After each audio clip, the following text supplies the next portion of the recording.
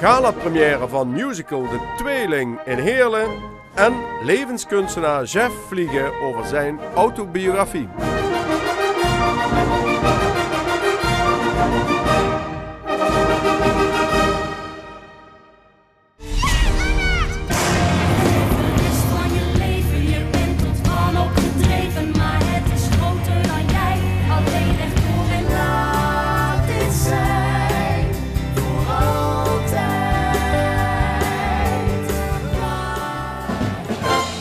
In het Parkstadtheater in Heerlen was er een echte galaavond bij de musical De Tweeling.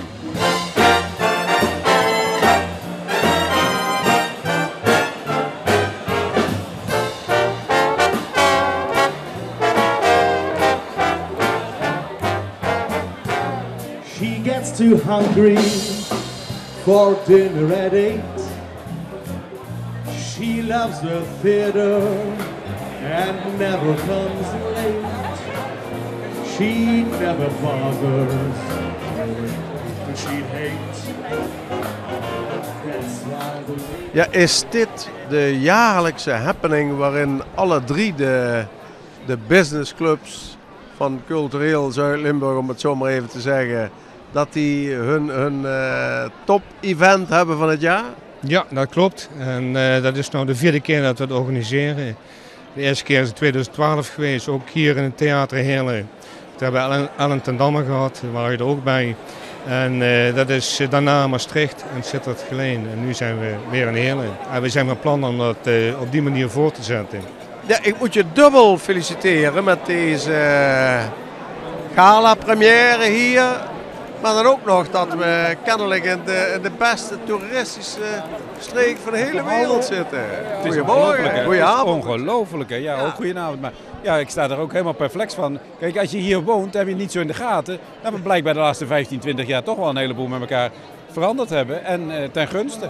Ja. En als je dan de mooiste plek hebt in de wereld en je hebt zulke goede buren, want we hebben een prachtig Aken, een prachtig Maastricht en een mooi Heuvelland, ja, wat moet je dan nog meer? Mensen komen dadelijk niet 1 nachtje, geen 2 nachtjes, ze blijven allemaal 2 weken hangen dadelijk. Ja.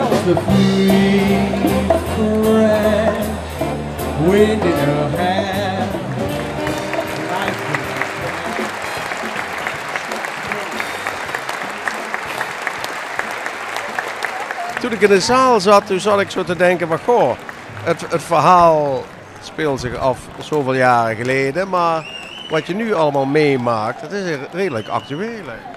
Ja, dat klopt. Helaas wel. Ja, ik zie ook echt wel linken naar deze tijd. Dus het is, in die zin is het ook wel een belangrijke voorstelling op dit moment, omdat het nu natuurlijk nog steeds oorlog is eigenlijk. Ja. En merk je dat ook een beetje bij het publiek, of is het toch lastig om daar überhaupt een band mee te krijgen? Dat het mensen raakt of dat ze... Nee, dat voel je heel goed. En het is hier een hele leuke zaal in Heerlen, want het voelt heel intiem. Maar er kunnen wel veel mensen in, maar dus het voelt... je ziet gewoon de mensen goed en je voelt heel goed dat ze mee zijn in het verhaal. En soms zie je mensen een traantje wegpinken. Dat is voor ons ook juist heel leuk, dat we wel dat contact hebben met het publiek. En zo'n verhaal voor een regisseur, hoe ga je daarmee om? Want ja, dat is niet alleen maar plezier en lol, hè? Het is eigenlijk bijna een drama. Het is drama, het is narigheid. Ja. Ja, nou ja, ik hou wel van dat dingen luchtig zijn en dat het fijn is om naar te kijken. Maar ik hou ook wel, het moet in de basis wel een goed verhaal hebben. En een goed verhaal heeft altijd drama, anders is het geen goed verhaal. En dat is natuurlijk mooi om dat eruit te halen. Dit verhaal leent zich natuurlijk echt voor drama. Het is een dramaverhaal. Maar ja, ik heb gehoopt om daar bovenop toch het transparant te maken. En dat het goed invoelbaar is. En dat je niet zompig naar huis gaat. Nee, zeker niet met nog een feestje en afloop. Zeker niet met een feestje en afloop. She never bothers with people she hates. That's why the lady is at home.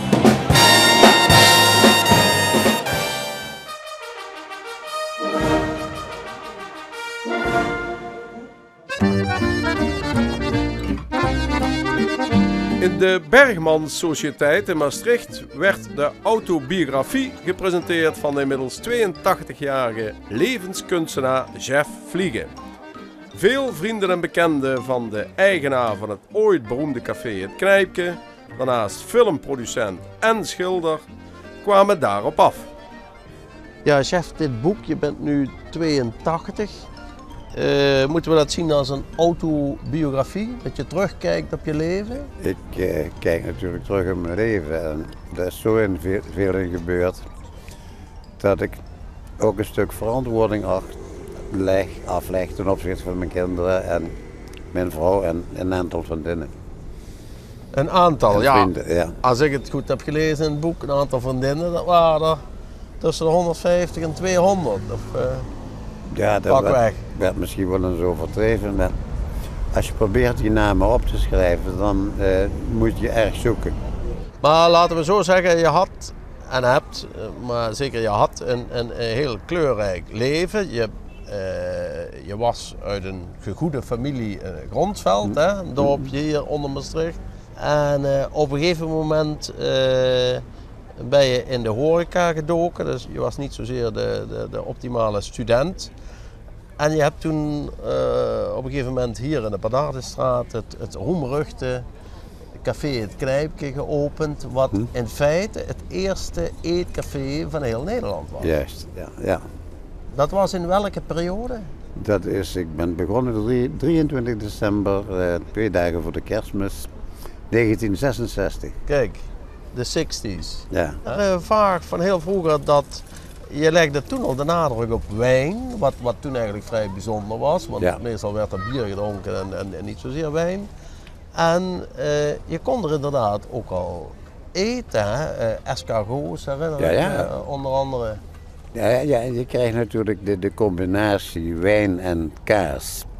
Ja. Men noemt dat het eigenlijk le bon mariage, het goede huwelijk. Ja. En daar kwamen dus veel mensen ook op af van buiten de provincie, vanuit Duitsland en België, vanuit Holland zoals we dat toen noemden. Het werd ook een wat artistieke plek, zou ik maar zeggen. Het werd een must, maar dat kwam door mijn verleden dat ik op Parijs gezeten had, Antwerpen, Amsterdam, een hele belangrijke periode. In je boek beschrijf je jouw ontmoetingen met nogal wat vrouwen. Ik dacht eventjes toen ik het las aan de autobiografie van de Casanova en zoveel delen. Die heeft ook heel wat meegemaakt. Alleen wat mij opviel was dat als je die boeken leest van Casanova, maar dat was hij wel in de 18e eeuw, ja, die had ook nogal wat affaires en die beschrijft dat zeg maar wel erotisch, maar liet het op het laatste over aan de fantasie van de lezer. En jij bent nogal redelijk expliciet in je bewoordingen. Af en toe is het nogal plastisch en wind je er geen doekjes om hoe dat in zijn werk gaat. Ik denk, dat moet je ook een tijdsbeeld zien. Oké.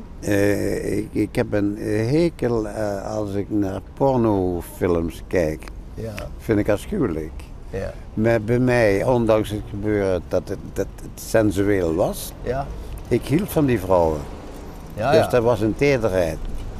Maar bedoel, men is mens. Ja. En men heeft zijn driften. Ja. Dus bedoel, je kunt er niet omheen lullen. Nee. Jo. Nee.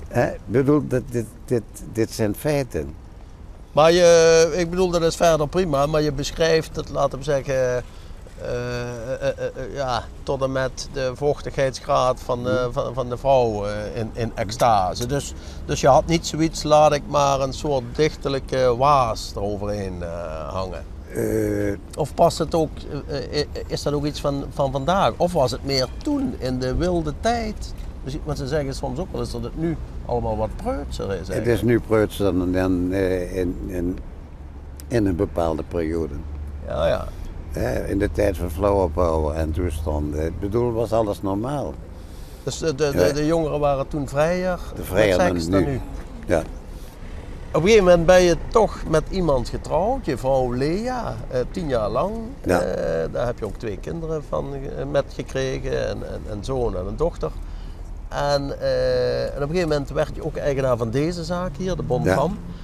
En Lea, jouw vrouw, die ging deze zaak uitbaten. Ik zou bijna zeggen, dan had zij ook een bezigheid. Alleen, ik begreep ook, en dat heb je me vroeger al eens verteld, op een gegeven moment had je enige oneenigheid met haar, ook een beetje door je levensstijl. En toen was je op een gegeven moment kwaad op haar. En toen ben je met de auto gewoon hier, boem, de serre ingereden. Daar ben ik gereden, ja. Was dat een soort actie van een statement? Ja, ik had natuurlijk een slok op. Oké, ja.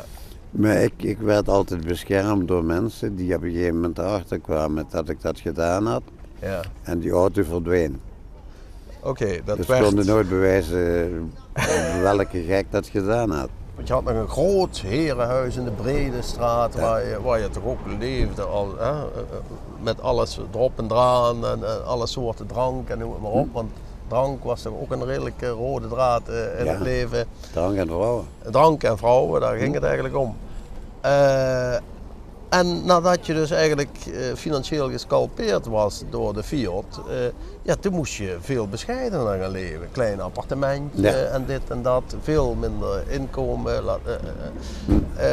Hoe heb je die omslag gemaakt? Nee, toen ben ik meteen gaan schrijven en schilderen. Oké. Want schilderen deed ik vroeger al. Ja. En ik denk vooral dat schrijven, dat was iets van me afschrijven.